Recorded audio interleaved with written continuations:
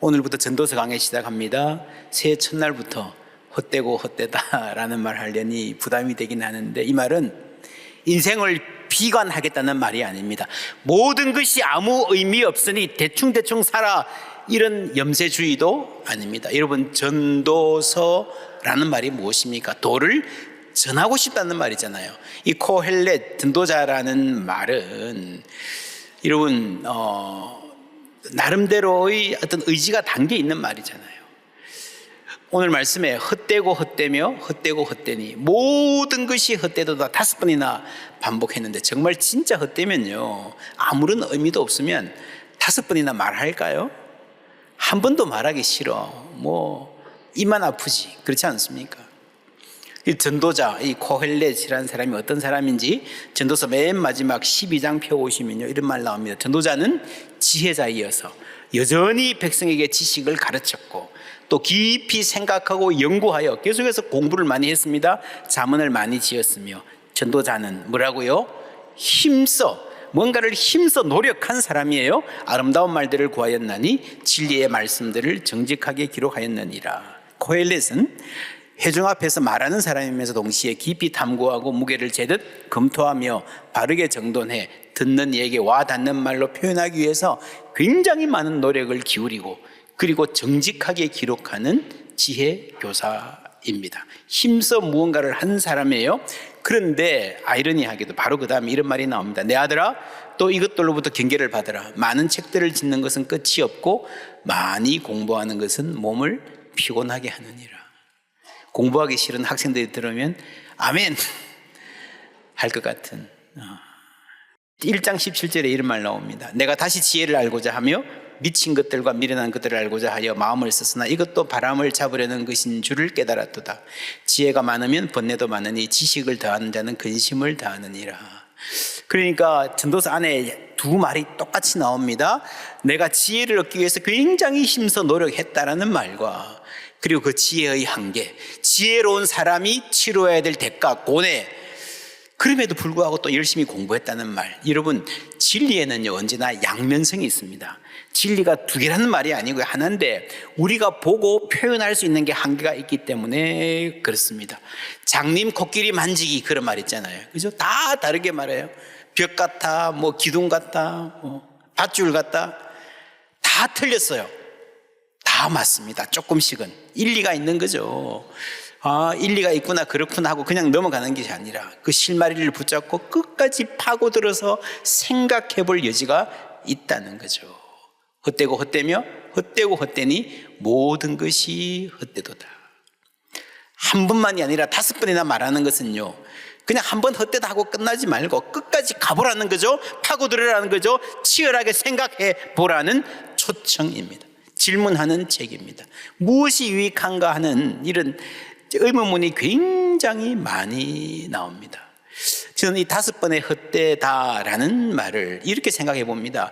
인생에 있어서 5번이나 벽에 부딪힌 사람, 그냥이 아니라 아주 세게 한계에 부딪힌 사람, 성경에 야곱이라는 사람 나오죠. 여러분, 야곱처럼 치열하게 열심히 산 사람 잘 없습니다. 엄마 뱃속에 나오면서부터 뒤처지지 않으려고 형님 발 뒤꿈치를 잡고 내가 먼저 나가야지 했잖아요. 이제. 그리고 호시탐탐, 그때 뒤졌던 것, 장자의 명분 만회하기 위해서 노력을 많이 합니다. 마침내 기회를 잡고 성공한 것 같았어요. 근데 그 성공이 인생을 꼬이게 만들어서 지혜 못 살고 도망가잖아요. 이거 아니구나, 장자의 명분 받았다고 인생이 풀리는 게 아니구나, 헛되구나 알았어요. 그리고 그 다음에 뭐 합니까? 결혼. 좋은 사람 만나서 결혼하는 게 인생의 복이구나. 14년을 투자합니다. 그런데 그렇게 꾸린 가정이 하루도 편한 날이 없어요. 이것도 아니구나. 그 다음에 뭐 합니까? 돈을 벌어야지. 정말 열심히 돈 법니다. 꽤 많이 모았어요. 거부를 할 만큼. 그런데 고향에 가는 길에 야복강가에서 뭐 합니까? 내 생명이 죽음 앞에 놓여 있구나. 이것도 아니구나. 헛되고 헛되다. 벽에 부딪힐 때마다 그 생각을 하고 인생이 전환이 되죠. 그리고 나서 이 야곱이라는 사람이 그렇게 열심히 치열하게 노력하며 살았는데 자기의 인생을 어떻게 정리하는가? 창세기 47장 9절 함께 읽습니다. 야곱이 바로에게 아뢰되 내 나그네 길의 세월이 130년이니이다. 내 나이가 얼마 못 되니 우리 조상의 나그네 길의 연조에 미치지 못하나 험악한 세월을 보내었나이다 하고. 저 조금밖에 못 살았습니다. 130년밖에. 130년 살아보니 한마디로 험악한 세월을 보냈습니다. 여러분, 예수님이 만난 사람 중에 사마리아 성의 수가 여인 있잖아요. 5 남편을 만났다 그랬습니다. 만나고 헤어지고 만나고 헤어질 때마다 나름대로 기대를 했을 것 아닙니까? 결혼할 때마다 이 사람은 다르겠지, 행복을 주겠지. 아니네. 이 사람도 아니네. 진짜 아니네. 그러다가 5명이 지나갔어요. 오늘도 물동이를 들고 왔다 갔다 합니다. 무슨 생각했을까요? 진짜 아닌 내 남편이라 할 수 없는 그 사람과 같은 집에 살면서 그 사람을 위해서 물을 떠나르면서 무슨 생각을 했을까요? 헛되고 헛되다. 내가 이렇게 뼈 빠지게 일하고 물 떠오고 밥하고 누굴 위해서 일어나? 꼴도 보기 싫은 그 사람 위해서. 이렇게 물 떠나르고 지겹게 밥할 수밖에 없는, 그러다가 남편 사고 치면 수습해야 되고 겨우 정신 차릴만 하면 또 한눈 팔고 마음에 안 들면 발길질하고. 어이구 지겨워. 그런데도 또 물을 떠러 와야 돼. 밥을 해야 돼. 8절 말씀 함께 읽습니다. 모든 만물이 피곤하다는 것을 사람이 말로 다 말할 수는 없나니 눈은 보아도 족함이 없고 귀는 들어도 가득 차지 아니하도다. 아이고 지겨워. 아이고 지겨워. 그 말이 들리는 것 같지 않습니까? 어디에서요? 우리 마음속에서. 모세는 이렇게 말했습니다. 우리의 연수가 70이고 강건하면 80이라도 그 연수의 자랑은 뭐라고요? 수고와 슬픔뿐이다. 여러분 깜짝 놀랄 만한 것 같지 않습니까? 이 수고와 슬픔밖에 별거 없다라는 이 안에요, 모세의 일생 가운데 왕자로서, 이집트라는 대제국의 왕자로서 산 세월이 40년이나 포함되어 있습니다. 그렇게 럭셔리스하게 살았는데 그때는 좋았어. 그때는 인생 진짜 재밌었지. 살려면 그렇게 살아야지. 그렇게 말하지 않았다는 거죠. 그것도 포함해서, 왕자 시절도 포함해서 수고와 슬픔 뿐이었다. 여러분, 오늘 이 전도서가 솔로몬의 이름으로 전해져 오잖아요. 모세도 더 큰 제국의 왕자였어요. 이런 모세가 이집트 제국에서 어떻게 나오게 되었을까요? 나오기 싫었는데 사고 쳐서 쫓겨나왔습니까? 그렇지 않아요. 자기 발로 나왔습니다. 믿음으로 모세는 장성하여 바로의 공주의 아들이라 칭함받기를 뭐라고요?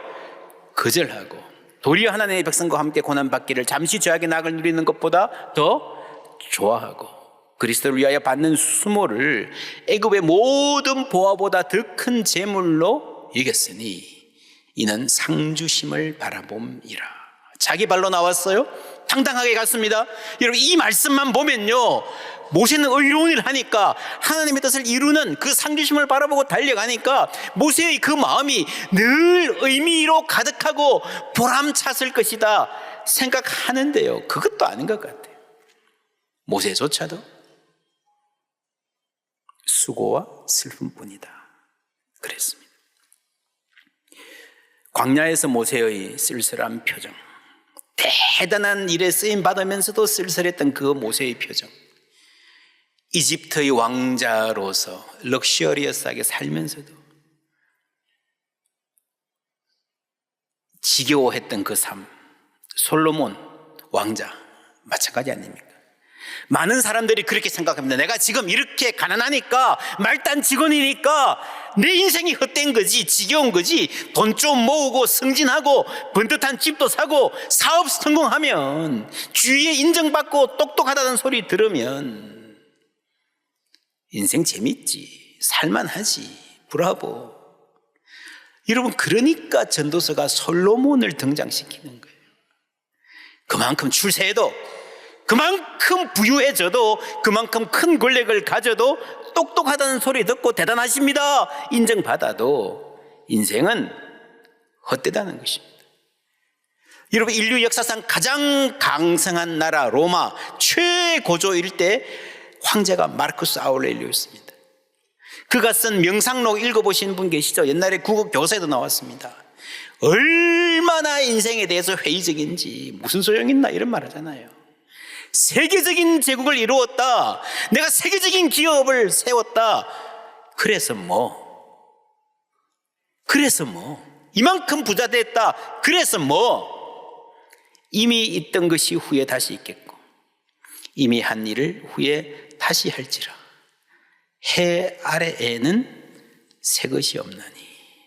뭘 대단한 일을 했다 그러는데요, 지나고 보면요 다 바람에 흩어지는 거예요.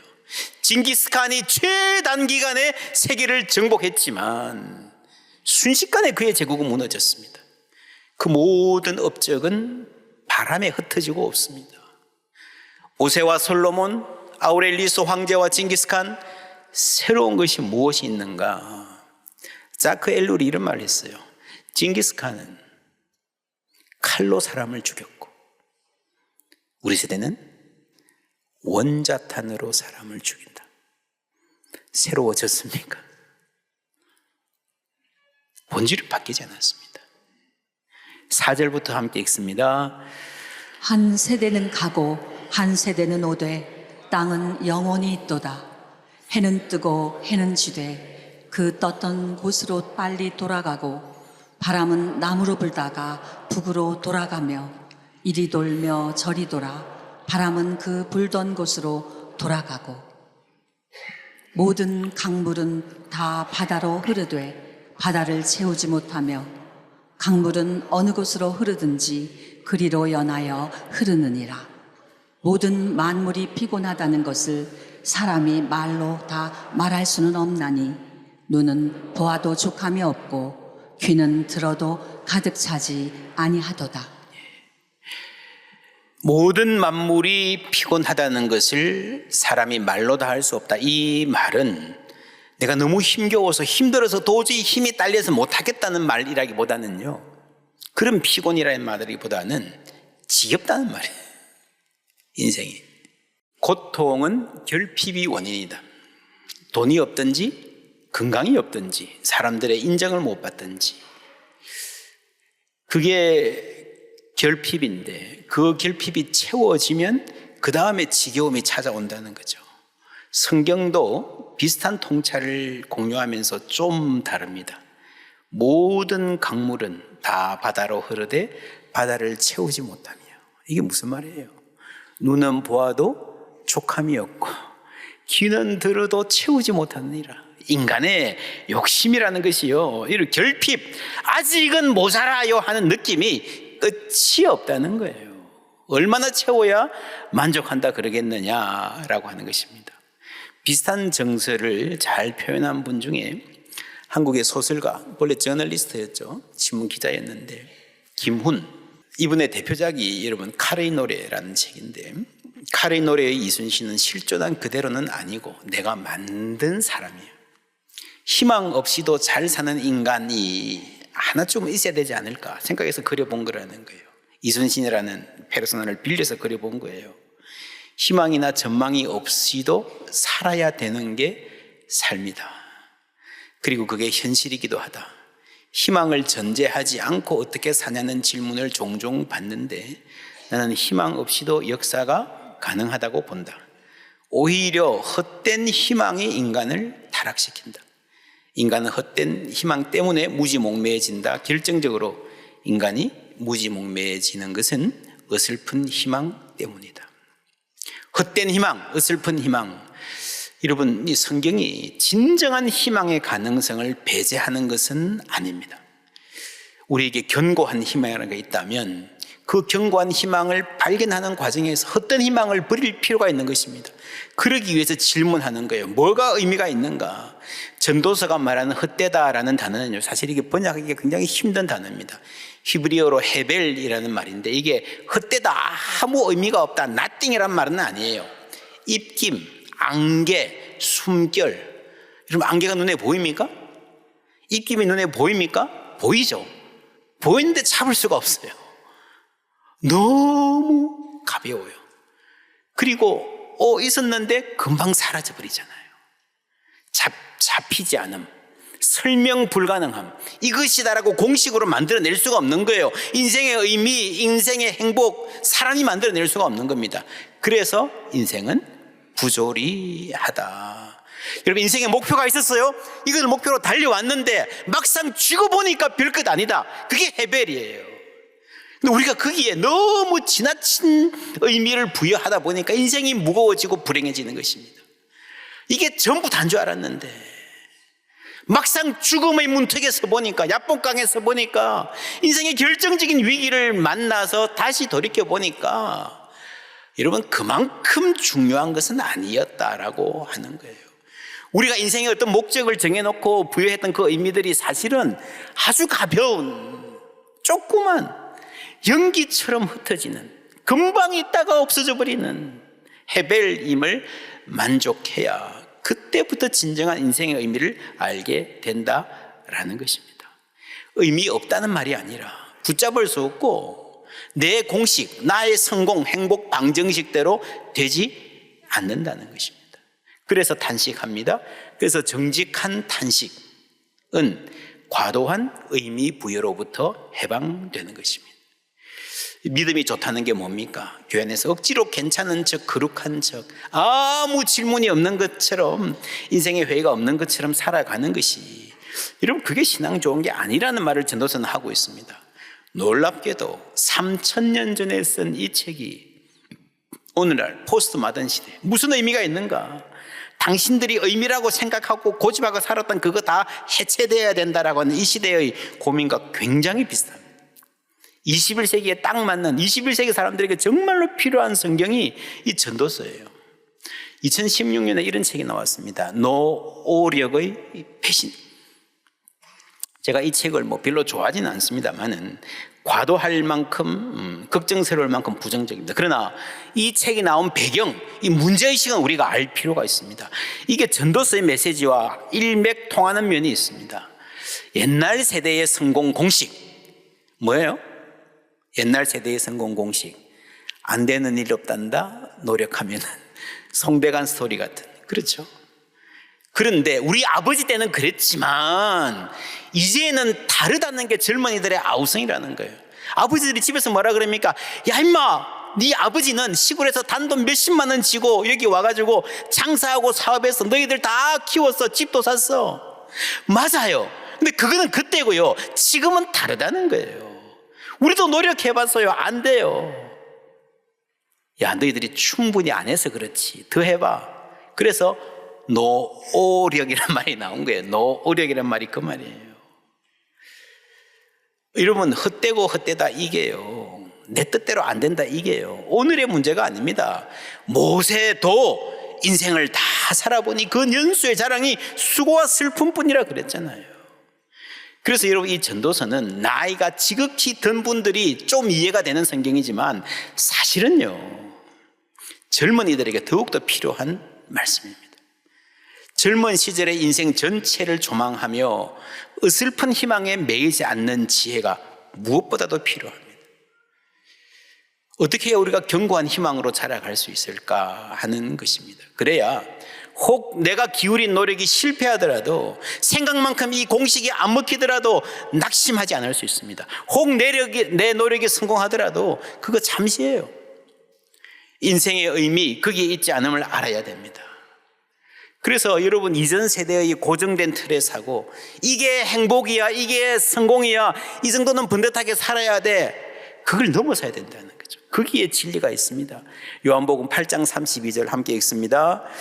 진리를 알지니 진리가 너희를 자유롭게 하리라. 아멘. 진리가 우리를 자유롭게 한다는 말은요, 진리 아닌 것, 진짜 중요하지 않은 것은 전부 다 상대적이라는 거예요.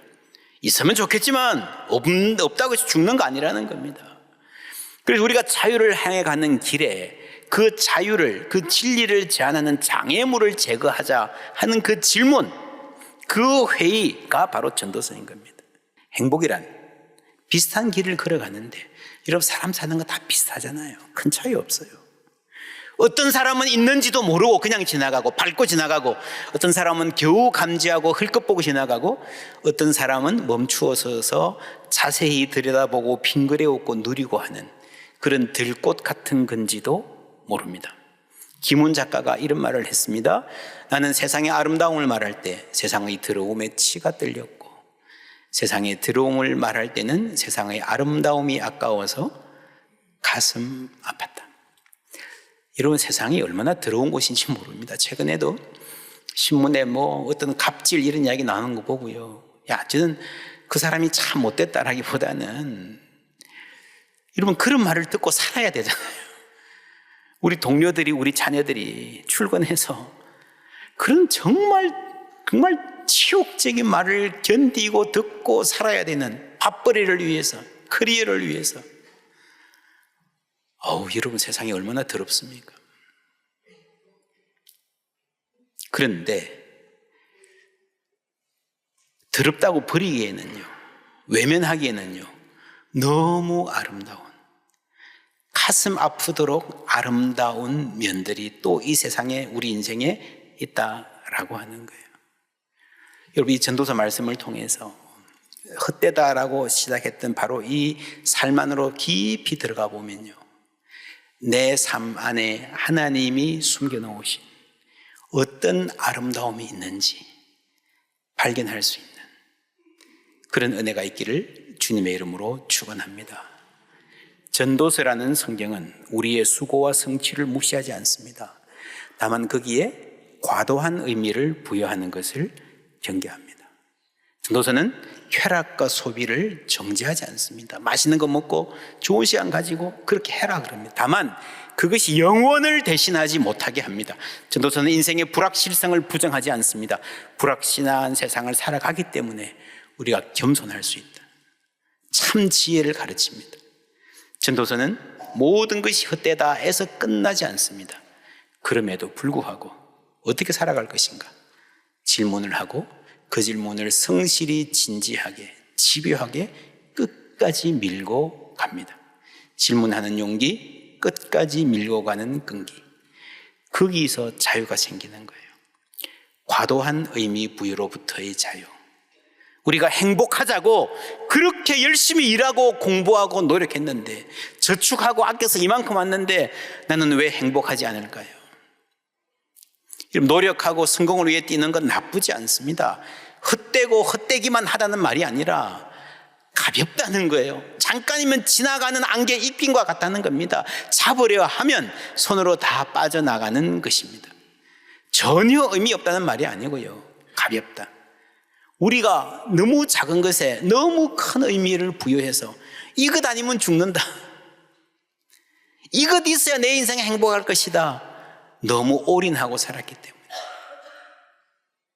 우리가 내 행복에만 너무 많은 관심이 있었기 때문에, 그래서 바로 그것이 우리의 행복을 심각하게 가로막고 있다는 역설적 진리를 전해주는, 그래서 헛되다라는 말로 시작하는 이 전도서야말로 진정한 삶의 의미와 기쁨을 가져다주는 우리에게 복음이 될 수 있습니다.